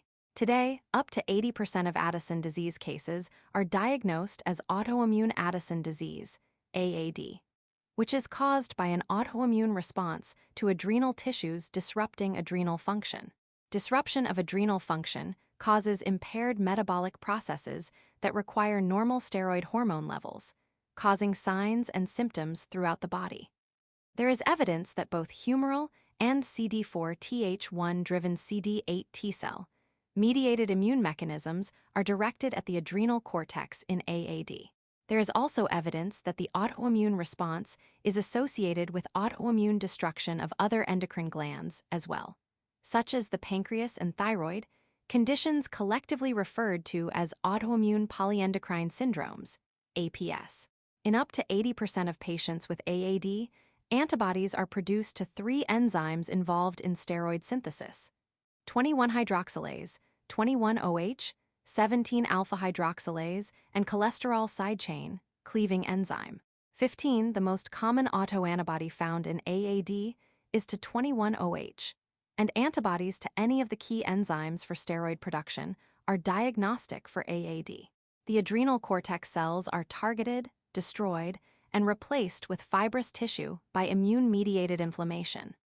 In some patients, at least 90% of the adrenal cortex is destroyed before symptoms become diagnostic. Symptoms of AAD include weakness, nausea, decreased appetite, weight loss, hyperpigmentation, figure 1915, hyperkalemia, elevated blood potassium levels, hyponatremia, decreased blood sodium levels, hypoglycemia, decreased levels of blood sugar, hypotension, decreased blood pressure, anemia, lymphocytosis, decreased levels of white blood cells, and fatigue. Under extreme stress, such as surgery, accidental trauma, or infection, patients with AAD may experience an adrenal crisis that causes the patient to vomit, experience abdominal pain, back or leg cramps, and even severe hypotension leading to shock. 2 hands, palm up, are shown. They appear to be redder than is normal. Figure 19. 15. Hyperpigmentation is a sign of Addison disease. Credit: modification of work by Petros Peros. Check your understanding. What are the names of autoimmune diseases that interfere with hormone gland function? Describe how the mechanisms of Graves' disease and Hashimoto thyroiditis differ. Name the cells that are destroyed in type 1 diabetes mellitus and describe the result. Systemic autoimmune diseases, whereas organ-specific autoimmune diseases target specific organs or tissues. Systemic autoimmune diseases are more generalized, targeting multiple organs or tissues throughout the body. Examples of systemic autoimmune diseases include multiple sclerosis, myasthenia gravis, psoriasis, rheumatoid arthritis, and systemic lupus erythematosus. Multiple sclerosis, MS, is an autoimmune central nervous system disease that affects the brain and spinal cord. Lesions in multiple locations within the central nervous system are a hallmark of multiple sclerosis and are caused by infiltration of immune cells across the blood-brain barrier. The immune cells include T cells that promote inflammation, demyelination, and neuron degeneration, all of which disrupt neuronal signaling.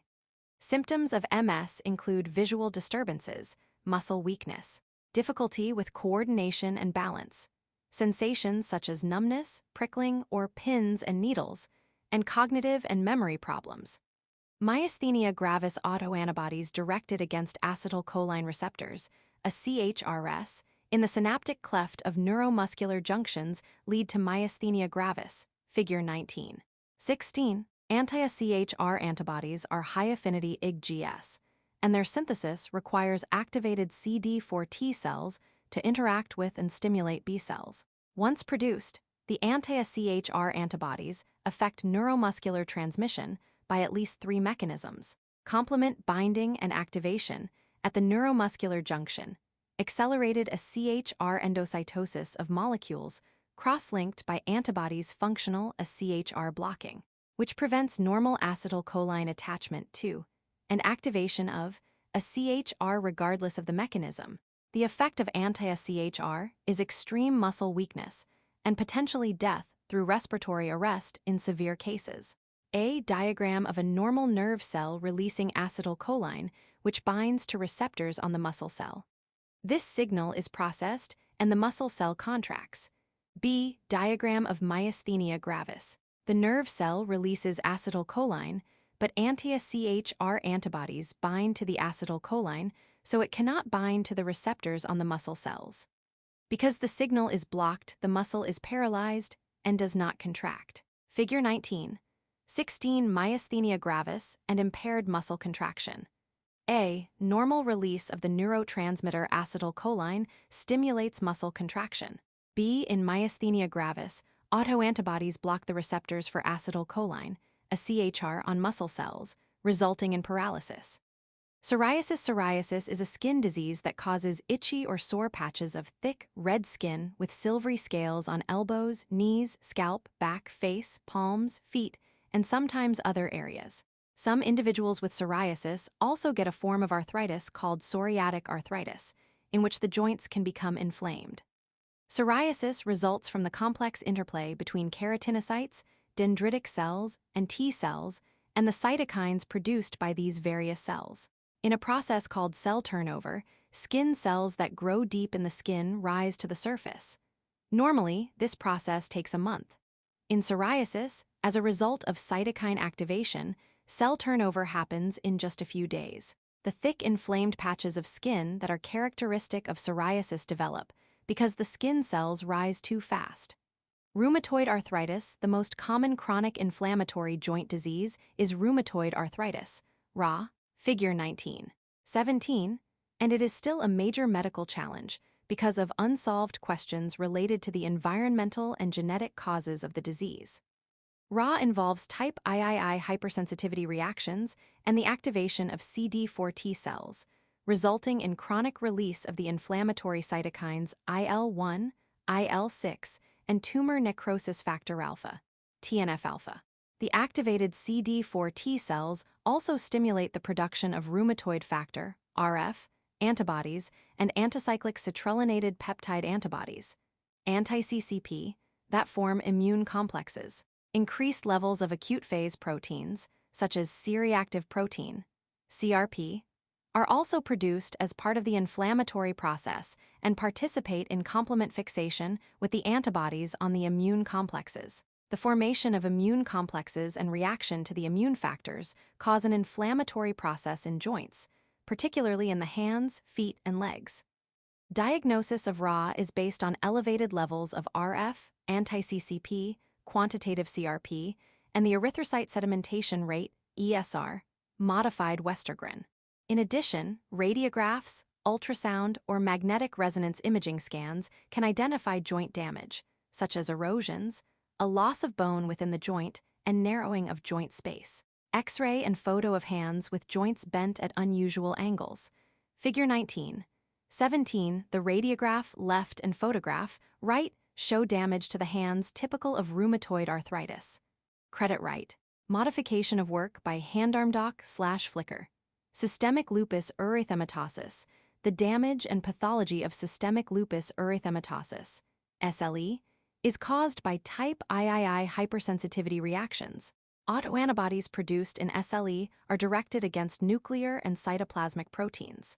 Antinuclear antibodies, ANAs, are present in more than 95% of patients with SLE16 with additional autoantibodies including anti-double, stranded DNA, dsDNA, and anti-SM antibodies. Antibodies to small nuclear ribonucleoprotein. Anti-dsDNA and anti-SM antibodies are unique to patients with SLE. Thus, their presence is included in the classification criteria of SLE. Cellular interaction with autoantibodies leads to nuclear and cellular destruction, with components released after cell death leading to the formation of immune complexes. Because autoantibodies in SLE can target a wide variety of cells, symptoms of SLE can occur in many body locations. However, the most common symptoms include fatigue, fever with no other cause, hair loss, and a sunlight-sensitive butterfly or wolf mask, lupus, rash that is found in about 50% of people with SLE. Figure 19. 18. The rash is most often seen over the cheeks and bridge of the nose, but can be widespread. Other symptoms may appear depending on affected areas. The joints may be affected, leading to arthritis of the fingers, hands, wrists, and knees. Effects on the brain and nervous system can lead to headaches, numbness, tingling, seizures, vision problems, and personality changes.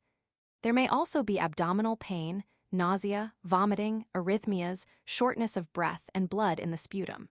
Effects on the skin can lead to additional areas of skin lesions, and vasoconstriction can cause color changes in the fingers when they are cold, Raynaud phenomenon. Effects on the kidneys can lead to edema in the legs and weight gain. A diagnosis of SLE depends on identification of 4 of 11 of the most common symptoms and confirmed production of an array of autoantibodies unique to SLE. A positive test for ANAs alone is not diagnostic.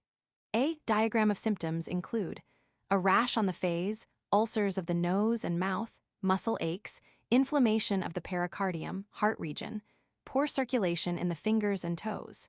B photo of a butterfly rash on the face. Figure 19. 18a. Systemic lupus erythematosus is characterized by autoimmunity to the individual's own DNA and/or proteins. B. This patient is presenting with a butterfly rash, one of the characteristic signs of lupus. Credit a modification of work by Mikkel Hegström. Credit B. Modification of work by Shrestha D., Dakel A.K., Shivar K., Shakya A., Shah S.C., Shakya H. Check your understanding list, the ways antibodies contribute to the pathogenesis of myasthenia gravis. Explain why rheumatoid arthritis is considered a type III hypersensitivity. Describe the symptoms of systemic lupus erythematosus and explain why they affect so many different parts of the body. What is recognized as an antigen in myasthenia gravis? Table 19. 6 summarizes the causes, signs, and symptoms of select autoimmune diseases. Select autoimmune disease cause signs and symptoms: Addison disease, destruction of adrenal gland cells by cytotoxic T cells, weakness, nausea, hypotension, fatigue. Adrenal crisis with severe pain in abdomen, lower back and legs. Circulatory system collapse. Kidney failure. Celiac disease. Antibodies to gluten become autoantibodies that target cells of the small intestine. Severe diarrhea. Abdominal pain, anemia. Malnutrition. Diabetes mellitus type I. Cytotoxic T-cell destruction of the insulin-producing beta cells of the pancreas. Hyperglycemia. Extreme increase in thirst and urination. Weight loss. Extreme fatigue, Graves' disease autoantibodies target thyroid-stimulating hormone receptors, resulting in overstimulation of the thyroid hyperthyroidism with rapid and irregular heartbeat, heat intolerance, weight loss, goiter. Exophthalmia Hashimoto thyroiditis thyroid gland is attacked by cytotoxic T cells, lymphocytes, macrophages, and autoantibodies thyroiditis with goiter. Cold intolerance, muscle weakness, painful and stiff joints, depression. Memory loss multiple sclerosis, MS, cytotoxic T-cell destruction of the myelin sheath surrounding nerve axons in the central nervous system, visual disturbances, muscle weakness, impaired coordination and balance, numbness, prickling or pins and needles, sensations, impaired cognitive function, and memory myasthenia gravis autoantibodies directed against acetylcholine receptors within the neuromuscular junction, extreme muscle weakness, eventually leading to fatal respiratory arrest psoriasis, cytokine activation of keratinocytes, causes rapid and excessive epidermal cell turnover itchy or sore patches of thick red skin with silvery scales, commonly affects elbows, knees, scalp, back, face, palms, feet rheumatoid arthritis autoantibodies, immune complexes, complement activation, phagocytes, and T cells damage membranes and bone and joints joint inflammation, pain and disfigurement, chronic systemic inflammation, systemic lupus erythematosus, SLE. Autoantibodies directed against nuclear and cytoplasmic molecules form immune complexes that deposit in tissues. Phagocytic cells and complement activation cause tissue damage and inflammation fatigue, fever, joint pain and swelling, hair loss, anemia, clotting, a sunlight-sensitive butterfly. Rash, skin lesions, photosensitivity, decreased kidney function, memory loss, confusion, depression. Table 19. 6 learning objectives. By the end of this section, you will be able to explain why human leukocyte antigens, HLAs, are important in tissue transplantation, explain the types of grafts possible, and their potential for interaction with the immune system, describe what occurs during graft versus host disease, GVHD. A graft is the transplantation of an organ or tissue to a different location, with the goal of replacing a missing or damaged organ or tissue. Grafts are typically moved without their attachments to the circulatory system and must re-establish these, in addition to the other connections and interactions with their new surrounding tissues. There are different types of grafts depending on the source of the new tissue or organ. Tissues that are transplanted from one genetically distinct individual to another within the same species are called allografts. An interesting variant of the allograft is an isograft, in which tissue from one twin is transplanted to another. As long as the twins are monozygotic, therefore, essentially genetically identical, the transplanted tissue is virtually never rejected. If tissues are transplanted from one area on an individual to another area on the same individual, e.g., a skin graft on a burn patient, it is known as an autograft. If tissues from an animal are transplanted into a human, this is called a xenograft. Transplant rejection. The different types of grafts described above have varying risks for rejection. Table 19.7. Rejection occurs when the recipient's immune system recognizes the donor tissue as foreign non-self, triggering an immune response. The major histocompatibility complex, markers MHC-I and MHC-II, more specifically identified as human leukocyte antigens, HLAs, play a role in transplant rejection. The HLAs expressed in tissue transplanted from a genetically different individual or species may be recognized as non-self molecules by the host's dendritic cells. If this occurs, the dendritic cells will process and present the foreign HLAs to the host's helper T cells and cytotoxic T cells, thereby activating them. Cytotoxic T cells then target and kill the grafted cells through the same mechanism they use to kill virus-infected cells. Helper T cells may also release cytokines that activate macrophages to kill graft cells. Types of tissue and organ grafts and their complications. Graft procedure complications. Autograft from self-to-self, no rejection.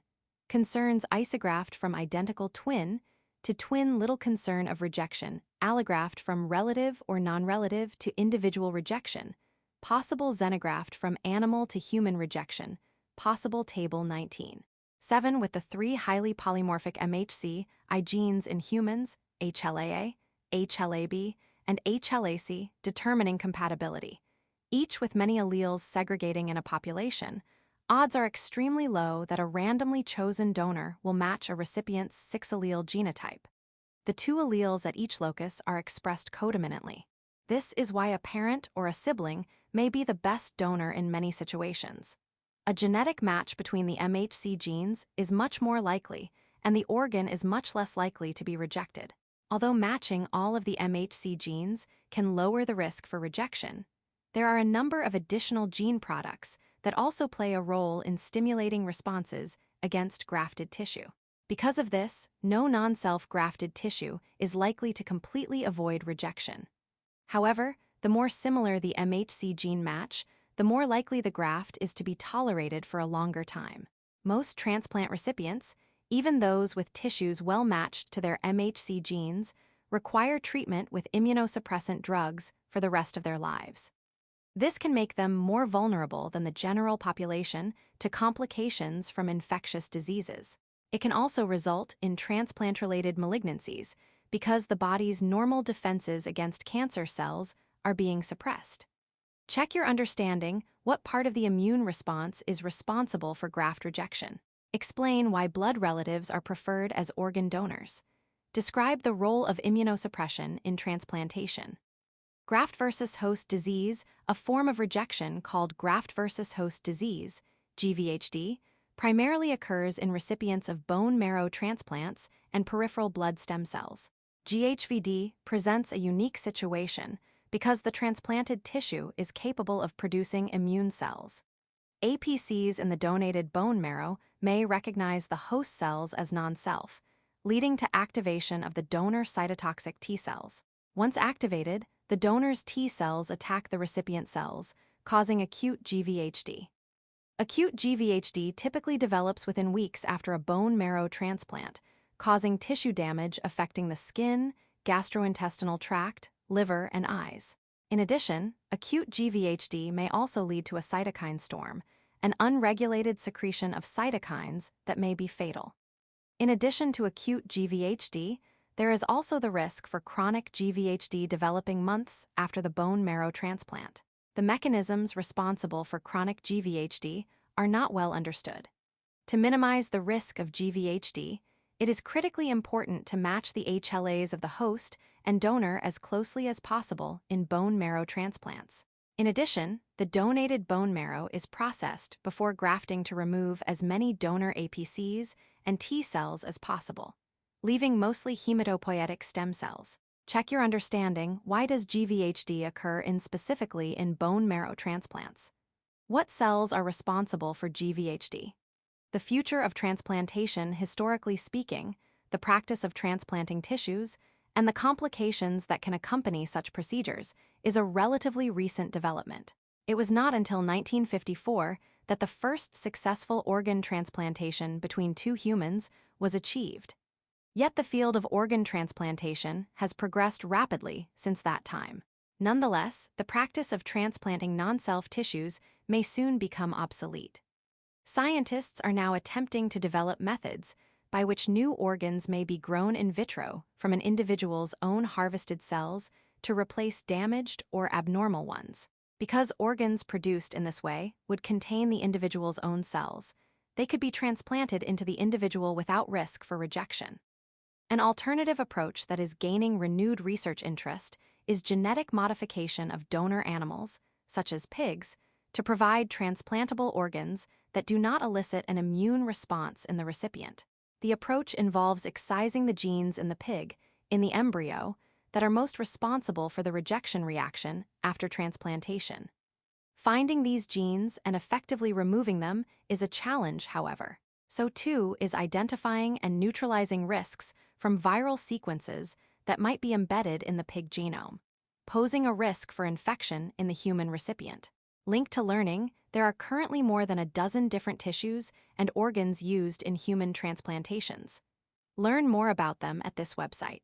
Clinical Focus Resolution carries tests come back positive, confirming a diagnosis of lupus, a disease that occurs 10 times more frequently in females than males. SLE cannot be cured, but there are various therapies available for reducing and managing its symptoms. Specific therapies are prescribed based on the particular symptoms presenting in the patient. Carrie's rheumatologist starts her therapy with a low dose of corticosteroids to reduce her rashes. She also prescribes a low dose of hydroxychloroquine, an anti-inflammatory drug that is used to treat inflammation in patients with RA, childhood arthritis, SLE, and other autoimmune diseases. Although the mechanism of action of hydroxychloroquine is not well defined, it appears that this drug interferes with the processes of antigen processing and activation of autoimmunity. Because of its mechanism, the effects of hydroxychloroquine are not as immediate as that of other anti-inflammatory drugs, but it is still considered a good companion therapy for SLE. Carrie's doctor also advises her to limit her exposure to sunlight because photosensitivity to sunlight may precipitate rashes. Over the next 6 months, Carrie follows her treatment plan and her symptoms do not return. However, future flare-ups are likely to occur. She will need to continue her treatment for the rest of her life and seek medical attention whenever new symptoms develop. Go back to the previous clinical focus box.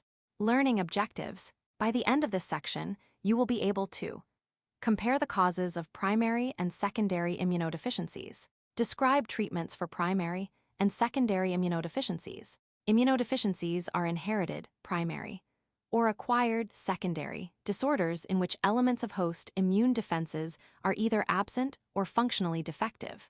In developed countries, most immunodeficiencies are inherited, and they are usually first seen in the clinic as recurrent or overwhelming infections in infants.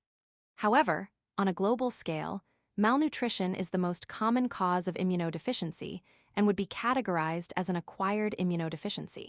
Acquired immunodeficiencies are more likely to develop later in life, and the pathogenic mechanisms of many remain obscure. Primary immunodeficiency.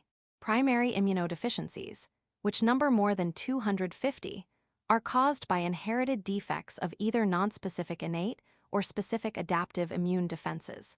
In general, patients born with primary immunodeficiency, PI, commonly have an increased susceptibility to infection. This susceptibility can become apparent shortly after birth or in early childhood for some individuals, whereas other patients develop symptoms later in life. Some primary immunodeficiencies are due to a defect of a single cellular or humoral component of the immune system. Others may result from defects of more than one component. Examples of primary immunodeficiencies include chronic granulomatous disease, X-linked agamoglobulinemia, selective Ig-A deficiency, and severe combined immunodeficiency disease. Chronic granulomatous disease. The causes of chronic granulomatous disease, CGD, are defects in the NADPH oxidase system of phagocytic cells, including neutrophils and macrophages, that prevent the production of superoxide radicals in phagolysosomes. The inability to produce superoxide radicals impairs the antibacterial activity of phagocytes. As a result, infections in patients with CGD persist longer, leading to a chronic local inflammation called a granuloma.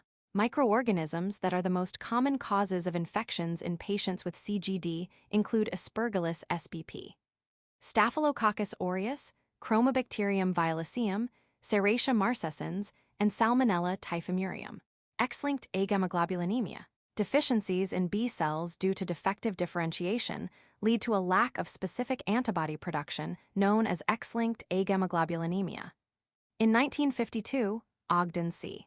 Bruton, 1908-2003, described the first immunodeficiency in a boy whose immune system failed to produce antibodies. This defect is inherited on the X chromosome and is characterized by the absence of immunoglobulin in the serum. It is called Bruton X-linked agamoglobulinemia, XLA. The defective gene, BTK, in XLA is now known to encode a tyrosine kinase called Bruton tyrosine kinase, BTK. In patients whose B cells are unable to produce sufficient amounts of BTK, the B cell maturation and differentiation halts at the pre-B cell stage of growth. B cell maturation and differentiation beyond the pre-B cell stage of growth is required for immunoglobulin production. Patients who lack antibody production suffer from recurrent infections almost exclusively due to extracellular pathogens that cause pyogenic infections. Haemophilus influenzae, Streptococcus pneumoniae, S. pyogenes, and S. aureus. Because cell-mediated immunity is not impaired, these patients are not particularly vulnerable to infections caused by viruses or intracellular pathogens. Selective IgA deficiency. The most common inherited form of immunoglobulin deficiency is selective IgA deficiency, affecting about 1 in 800 people. Individuals with selective IgA deficiency produce normal levels of IgG and IgM, but are not able to produce secretory IgA. IgA deficiency predisposes these individuals to lung and gastrointestinal infections, for which secretory IgA is normally an important defense mechanism. Infections in the lungs and gastrointestinal tract can involve a variety of pathogens, including H. influenzae, S. pneumoniae, Moraxella catarrhalis, S. aureus, Giardia lamblia, or pathogenic strains of Escherichia coli. Severe combined immunodeficiency. Patients who suffer from severe combined immunodeficiency, SCID, have B-cell and T-cell defects that impair T-cell-dependent antibody responses, as well as cell-mediated immune responses. Patients with SCID also cannot develop immunological memory, so vaccines provide them no protection, and live-attenuated vaccines, e.g., for varicella zoster, measles virus, rotavirus, poliovirus, can actually cause the infection they are intended to prevent. The most common form is X-linked SCID, which accounts for nearly 50% of all cases and occurs primarily in males. Patients with SCID are typically diagnosed within the first few months of life after developing severe, often life-threatening, opportunistic infection by Candida spp, Pneumocystis jirovsa, or pathogenic strains of E. coli. Without treatment, babies with SCID do not typically survive infancy.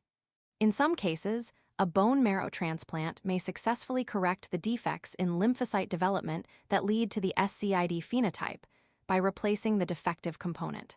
However, this treatment approach is not without risks, as demonstrated by the famous case of David Vetter, 1971-1984, better known as Bubble Boy, figure 1919. Vetter, a patient with SCID who lived in a protective plastic bubble to prevent exposure to opportunistic microbes, received a bone marrow transplant from his sister. Because of a latent Epstein-Barr virus infection in her bone marrow, however, he developed mononucleosis and died of Burkitt lymphoma at the age of 12 years. Photo of a boy in a suit similar to a spacesuit. Figure 19.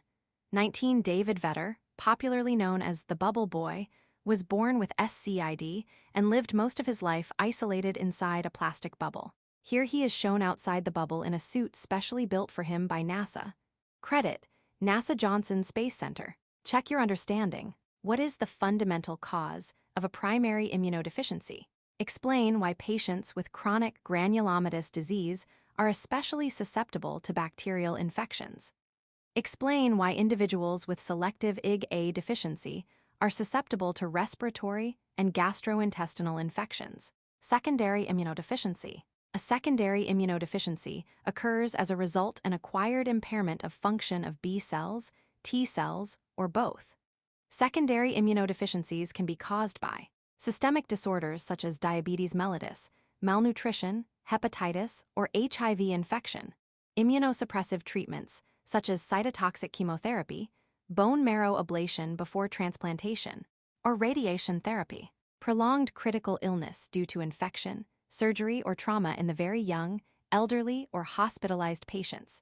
Unlike primary immunodeficiencies, which have a genetic basis, secondary immunodeficiencies are often reversible if the underlying cause is resolved. Patients with secondary immunodeficiencies develop an increased susceptibility to an otherwise benign infection by opportunistic pathogens such as Candida spp, P. gyrovsa, and Cryptosporidium. HIV infection and the associated acquired immunodeficiency syndrome, AIDS, are the best-known secondary immunodeficiencies. AIDS is characterized by profound CD4 T-cell lymphopenia, decrease in lymphocytes. The decrease in CD4 T cells is the result of various mechanisms, including HIV-induced pyrotosis, a type of apoptosis that stimulates an inflammatory response, viral cytopathic effect, and cytotoxicity to HIV-infected cells. The most common cause of secondary immunodeficiency worldwide is severe malnutrition, which affects both innate and adaptive immunity. More research and information are needed for the more common causes of secondary immunodeficiency. However, the number of new discoveries in AIDS research far exceeds that of any other single cause of secondary immunodeficiency. AIDS research has paid off extremely well in terms of discoveries and treatments. Increased research into the most common cause of immunodeficiency, malnutrition, would likely be as beneficial. Check your understanding. What is the most common cause of secondary immunodeficiencies? Explain why secondary immunodeficiencies can sometimes be reversed. Case in point, an immunocompromised host. Benjamin, a 50-year-old male patient who has been receiving chemotherapy to treat his chronic myelogenous leukemia, CML, a disease characterized by massive overproduction of non-functional, malignant myelocytic leukocytes that crowd out other, healthy leukocytes, is seen in the emergency department. He is complaining of a productive, wet cough, dyspnea, and fatigue. On examination, his pulse is 120 beats per minute, BPM. Normal range is 60-100 BPM and weak, and his blood pressure is 90-60 Hg, normal is 120-80 Hg. During auscultation, a distinct crackling can be heard in his lungs as he breathes, and his pulse oximeter level, a measurement of blood oxygen saturation, is 80%, normal is 95%, 100%. He has a fever, his temperature is 38.9 degrees C, 102 degrees F. Sputum cultures and blood samples are obtained and sent to the lab, but Benjamin goes into respiratory distress and dies before the results can be obtained.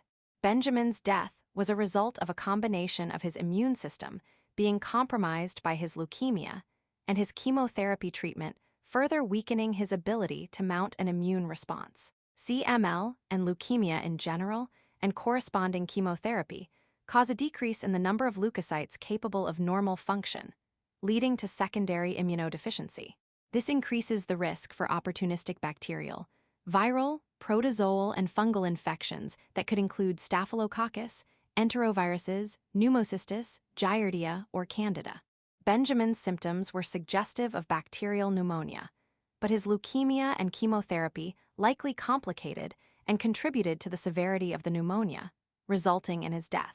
Because his leukemia was overproducing certain white blood cells, and those overproduced white blood cells were largely non-functional or abnormal in their function, he did not have the proper immune system blood cells to help him fight off the infection. Table 19.8 summarizes primary and secondary immunodeficiencies, their effects on immune function, and typical outcomes. Primary and secondary immunodeficiencies. Disease effect on immune function outcomes. Primary immunodeficiencies, chronic granulomatous disease, impaired killing of bacteria within the phagolysosome of neutrophils and macrophages, chronic infections and granulomas. Selective IgA deficiency and ability to produce secretory Ig, a predisposition to lung and gastrointestinal infections. Severe combined immunodeficiency disease, SCID. Deficient humoral and cell-mediated immune responses, early development of severe and life-threatening opportunistic infections. X-linked agammaglobulinemia, flawed differentiation of B cells, and absence of specific antibodies, recurrent infections, almost exclusively due to pathogens that cause pyogenic infections.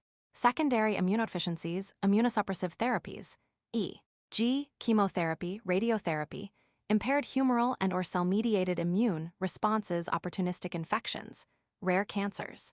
Malnutrition, impaired humoral and or cell-mediated immune responses, opportunistic infections, rare cancers.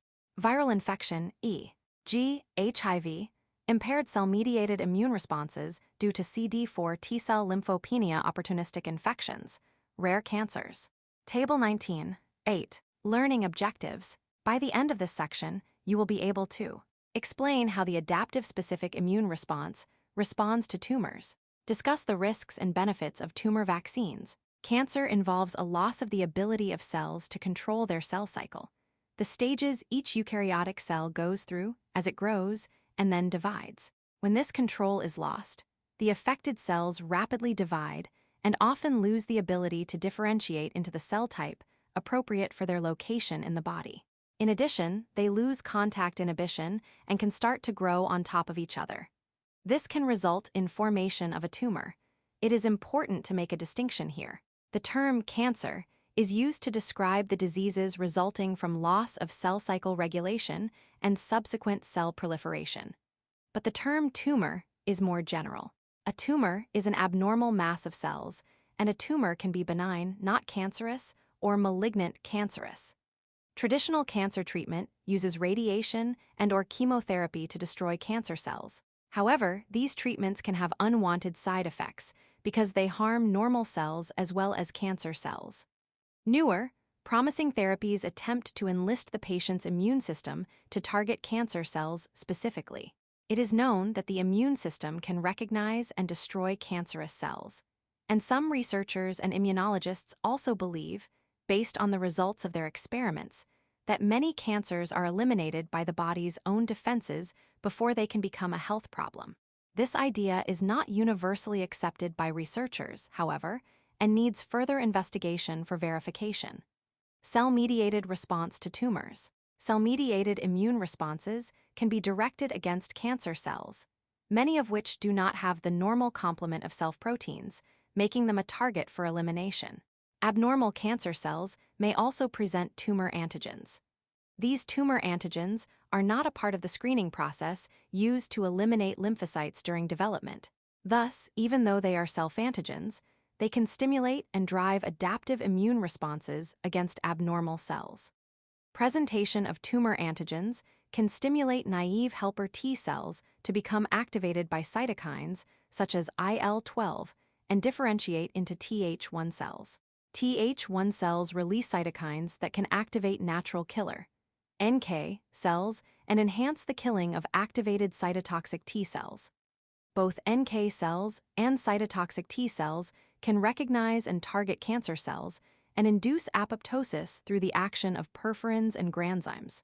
In addition, activated cytotoxic T cells can bind to cell surface proteins on abnormal cells and induce apoptosis by a second killing mechanism called the CD95-FOS cytotoxic pathway. Despite these mechanisms for removing cancerous cells from the body, cancer remains a common cause of death. Unfortunately, malignant tumors tend to actively suppress the immune response in various ways. In some cancers, the immune cells themselves are cancerous. In leukemia, lymphocytes that would normally facilitate the immune response become abnormal. In other cancers, the cancerous cells can become resistant to induction of apoptosis. This may occur through the expression of membrane proteins that shut off cytotoxic T cells or that induce regulatory T cells that can shut down immune responses. The mechanisms by which cancer cells alter immune responses are still not yet fully understood, and this is a very active area of research. As scientists' understanding of adaptive immunity improves, cancer therapies that harness the body's immune defenses may someday be more successful in treating and eliminating cancer. Check your understanding. How do cancer cells suppress the immune system? Describe how the immune system recognizes and destroys cancer cells. Cancer vaccines. There are two types of cancer vaccines: preventive and therapeutic. Preventive vaccines are used to prevent cancer from occurring, whereas therapeutic vaccines are used to treat patients with cancer. Most preventive cancer vaccines target viral infections that are known to lead to cancer. These include vaccines against human papillomavirus, HPV, and hepatitis B, which help prevent cervical and liver cancer, respectively. Most therapeutic cancer vaccines are in the experimental stage. They exploit tumor-specific antigens to stimulate the immune system to selectively attack cancer cells. Specifically, they aim to enhance Th1 function and interaction with cytotoxic T cells, which, in turn, results in more effective attack on abnormal tumor cells. In some cases, researchers have used genetic engineering to develop anti-tumor vaccines in an approach similar to that used for DNA vaccines. See microconnections. DNA vaccines. The vaccine contains a recombinant plasmid with genes for tumor antigens. Theoretically, the tumor gene would not induce new cancer because it is not functional, but it could trick the immune system into targeting the tumor gene product as a foreign invader. The first FDA-approved therapeutic cancer vaccine was Sipuleucel T, Provenge, approved in 2010 to treat certain cases of prostate cancer. 17. This unconventional vaccine is custom designed using the patient's own cells. APCs are removed from the patient and cultured with a tumor-specific molecule. The cells are then returned to the patient. This approach appears to enhance the patient's immune response against the cancer cells. Another therapeutic cancer vaccine, Talimogene laherparepvec, also called TVC or Imlygic, was approved by the FDA in 2015 for treatment of melanoma, a form of skin cancer. This vaccine contains a virus that is injected into tumors, where it infects and lyses the tumor cells. The virus also induces a response in lesions or tumors besides those into which the vaccine is injected, indicating that it is stimulating a more general, as opposed to local, anti-tumor immune response in the patient. Check your understanding. Explain the difference between preventative and therapeutic cancer vaccines. Describe at least 2 different approaches to developing therapeutic anti-cancer vaccines. Microconnections, using viruses to cure cancer. Viruses typically destroy the cells they infect, a fact responsible for any number of human diseases. But the cell-killing powers of viruses may yet prove to be the cure for some types of cancer, which is generally treated by attempting to rid the body of cancerous cells. Several clinical trials are studying the effects of viruses targeted at cancer cells. Riolicin, a drug currently in testing phases, uses reoviruses, respiratory enteric orphan viruses, that can infect and kill cells that have an activated ROS signaling pathway, a common mutation in cancerous cells. Viruses such as rubeola, the measles virus, can also be genetically engineered to aggressively attack tumor cells. These modified viruses not only bind more specifically to receptors overexpressed on cancer cells, they also carry genes driven by promoters that are only turned on within cancer cells. Herpes virus and others have also been modified in this way.